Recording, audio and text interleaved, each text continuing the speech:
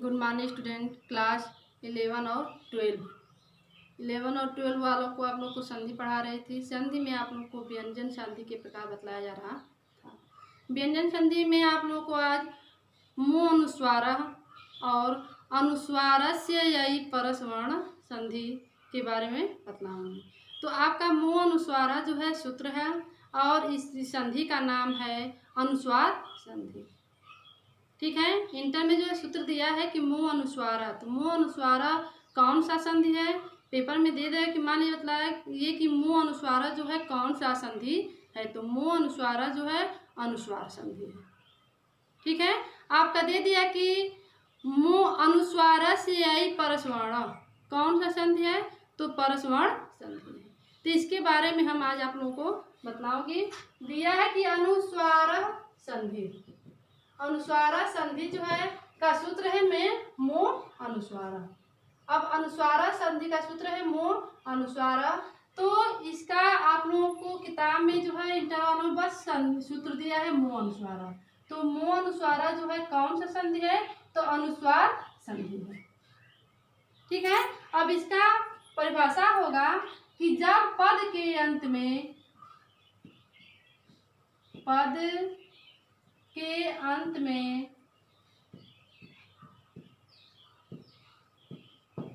ठीक है, तो दिया है कि जब पद के अंत में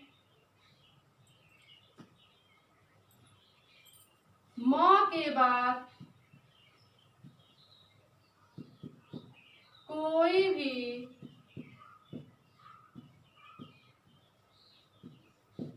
जब पद के अंत में म के बाद कोई भी व्यंजन वर्ण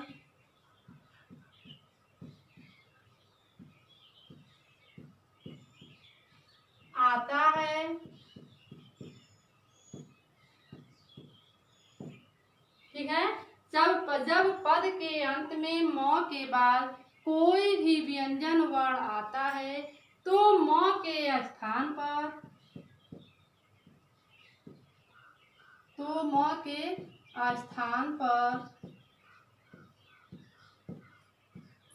अनुस्वार हो जाता है।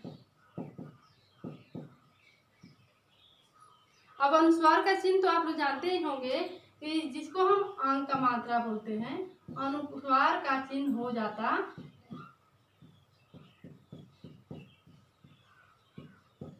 अब इसमें देखिए दिया है कि जब पद के अंत में म के बाद पद के अंत में म हो और उसके बाद कोई भी व्यंजन वर्ण हो तो म के स्थान पर क्या हो जाएगा, अनुस्वार का चिन्ह हो जाएगा या अनुस्वार हो जाता। अब इसमें मैं आपको बतलाऊंगी कि जैसे दिया है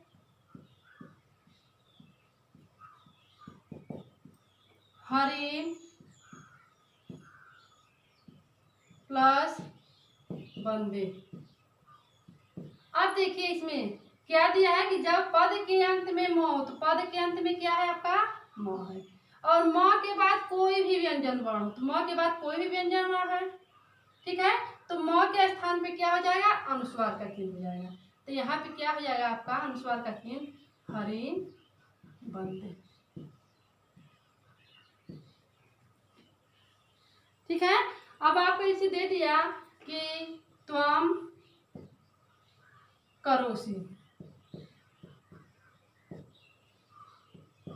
अब यहाँ पे अनुस्वार का चिन्ह दे दिया है, तो अगर अनुस्वार का चिन्ह आता है तो चिन्ह के स्थान पे हम क्या कर देंगे, म कर देंगे। अगर म देता है तो म के स्थान पे हम क्या करेंगे, अनुस्वार का चिन्ह लगा देंगे। बस यही हमको करना है। जिसमें भी अगर इसमें बिंदी है तो त्वम करोसि तुम करते हो, त्वम करोसि है तो इसको जब हम अलग करेंगे तो इसका हो जाएगा त्वम प्लस करोसि। क्या जाएगा इसको आपका त्वम प्लस करोसि।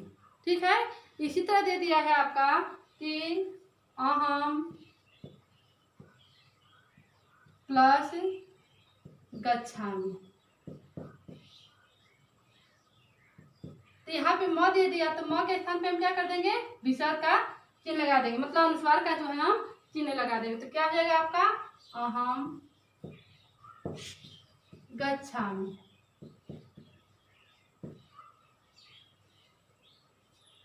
इसमें समझना है कि जब पद के अंत में म के बाद कोई भी व्यंजन वर्ण आता है तो म के स्थान पर अनुस्वार का चिन्ह हो जाता है।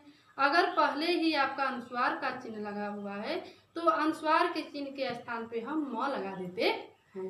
अब देखिए यहाँ पे जो है अनुस्वार का चिन्ह है तो यहाँ पे हम म लगा दिए। यहाँ पहले क्या है म दे दिया तो यहाँ पे हम अनुस्वार का चिन्ह लगा दिए।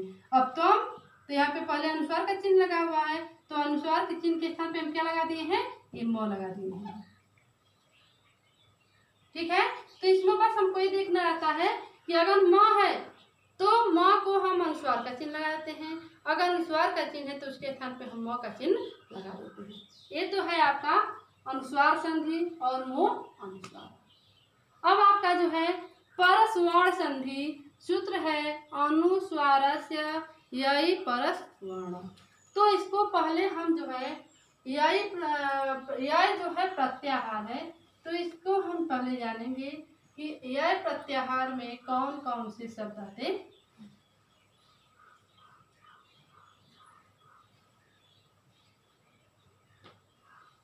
अब इसमें दिया है कि यय प्रत्याहार, तो यय प्रत्याहार में जो वर्ग होते हैं पांचों वर्ग को हम ले लेते हैं तो यह जो है यय प्रत्याहार है। यय प्रत्याहार है तो य व र ल। फिर इसके बाद क वर्ग में जाते हैं तो क ख ग घ अंग पांचों वर्ग लेंगे हम। सब में से मतलब पहले दूसरे तीसरे चौथे पांचवें वर्ग को हम लेंगे तो पहला लिख दी हूँ, दूसरे तीसरे चौथे पांचवें।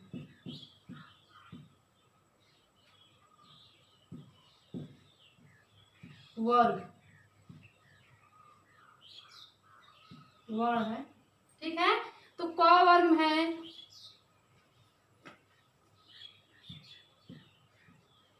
क वर्ग है, फिर च वर्ग है तो दूसरे में क्या है च वर्ग। अब पांचों लगे हम, तीसरे में ट और प, यह सभी वर्ग को हम ले लेंगे यहाँ पे तो यह जो है आपका यय प्रत्याहार हो जाएगा।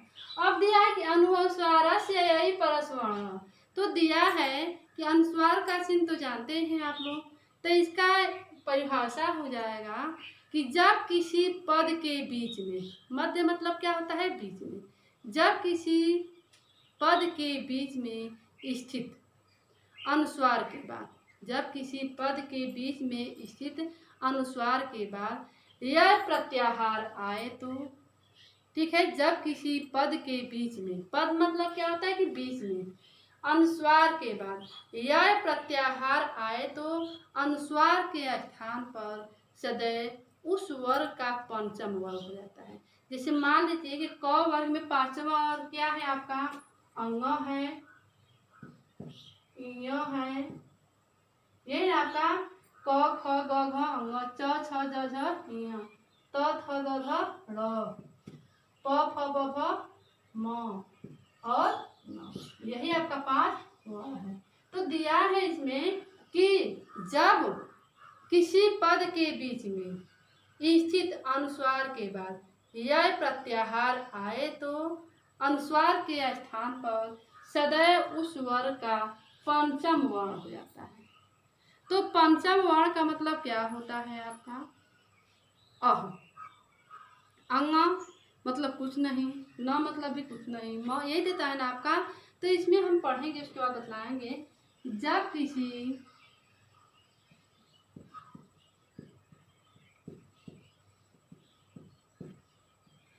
पद के अंत में, जब किसी पद के बीच में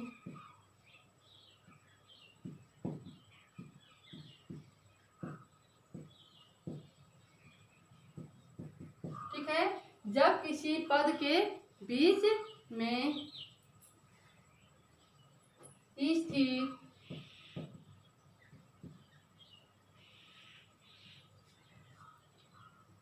अनुस्वार के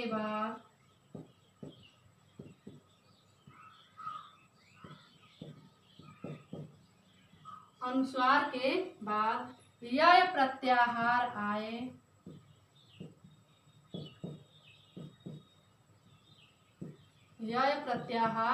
आए तो, ठीक है, यह प्रत्याहार आए तो अनुस्वार के स्थान पर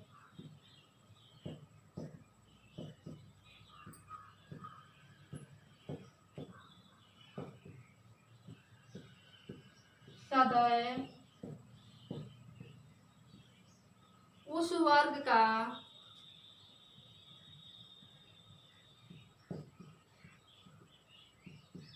पंचम वर्ण हो जाता है।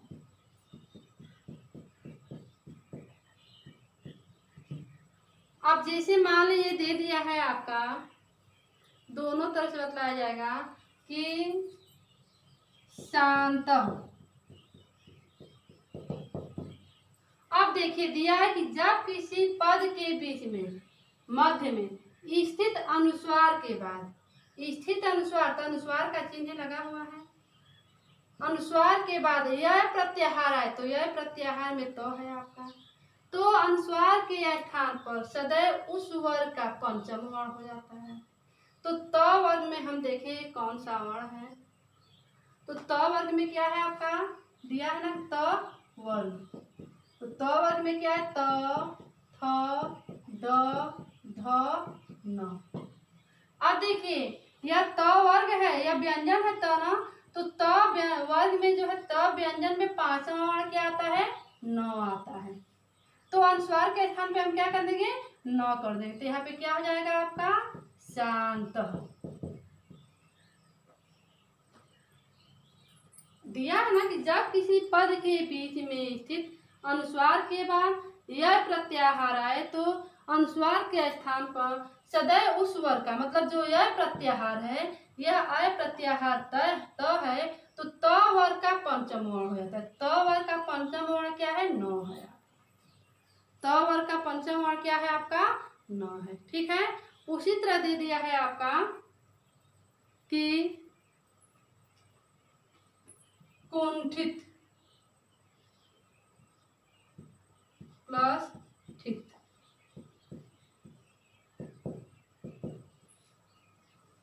ठीक है, कुंठिता अभी हम संविच्छेद करके आप लोगों को बतला रहे हैं।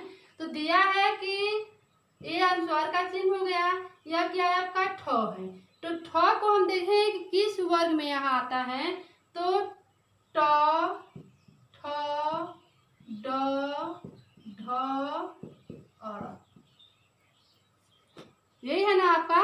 तो दिया है कि यह प्रत्याहार आता है तो उस प्रत्याहार का पंचम वर्ण हो जाता है, वह चाहे पहला वर्ण हो, चाहे दूसरा हो, चाहे तीसरा हो, चाहे चौथा हो, लेकिन उसमें पंचम वर्ण का हम प्रयोग करेंगे। तो ठ क्या है आपका दूसरा वर्ग है, तो इसके हम पांचवा वर्ण को लेंगे तो ये क्या हो जाएगा, र हो जाएगा। तो यहाँ पे क्या हो गया आपका कुंठित।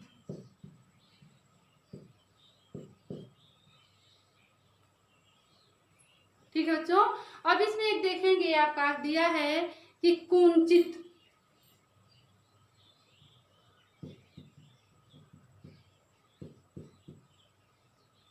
अब देखिए, अब तक तो आपको संधि विच्छेद करके बतलाई हूँ, अब मैं वैसे ही पूरा वाक्य लिखती हूँ, आपको इसमें बतलाना है कि दिया है कि जब मतलब मान लीजिए कि यह प्रत्याहार आता है तो अनुस्वार के स्थान पर उस वर्ग का पंचम वर्ण लगा देते हैं। अगर मान लीजिए कि उस वर्ग का पंचम वर्ण पहले ही आया हो, तो पंचम वर्ण आ गया है, तो पंचम वर्ण के स्थान पे हम क्या करेंगे, तो पंचम वर्ण के स्थान पे जो है हम अनुस्वार का जो चिन्ह होता है उसका हम प्रयोग करते हैं। ठीक है, यहाँ पे पहले आपका क्या आ गया है, यह प्रत्याहार में आ गया है आपका, तो यह प्रत्याहार का यह आ गया है, यह के बाद चौ आया है, यह के बाद क्या आ गया आपका चौ आ गया है। ठीक है, तो चौ में क्या आता है, चौ छ दिया है ना, कि च प्रत्यय च वर्ग है, तो च वर्ग में क्या आता है? च, छ, ज, झ और य क्या है? इसमें पांचवा वर्ग है, तो य पहले ही आपको दे दिया है। ठीक है, तो पांचवा वर्ग दे दिया है, तो इस पांचवें वर्ग के स्थान पे हम क्या करेंगे? तो पांचवें वर्ग के स्थान पे हम अनुस्वार का जो है चिन्ह लगा देंगे। तो यह क्या हो जाएगा आपका? कुम प्लस चित।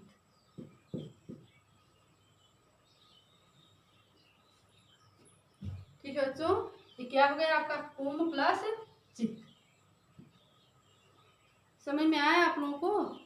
अब एक और देखेंगे हम, अनचित।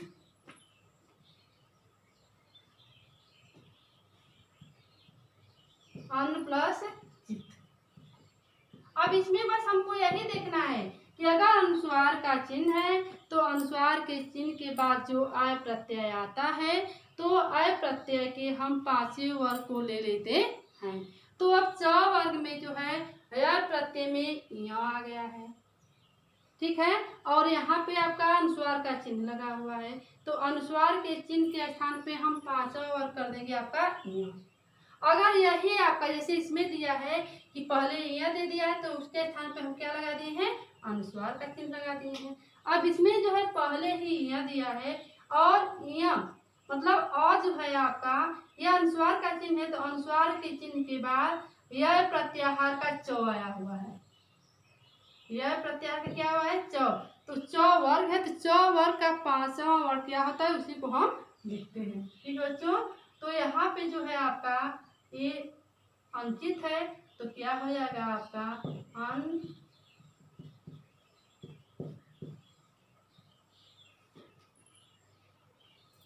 ठीक है बच्चों, ये आपका हो गया अचित। अंकित का क्या हो गया? अचित हो गया। कुन प्लस चित वर्ग कुचित हो गया, शांत हो गया।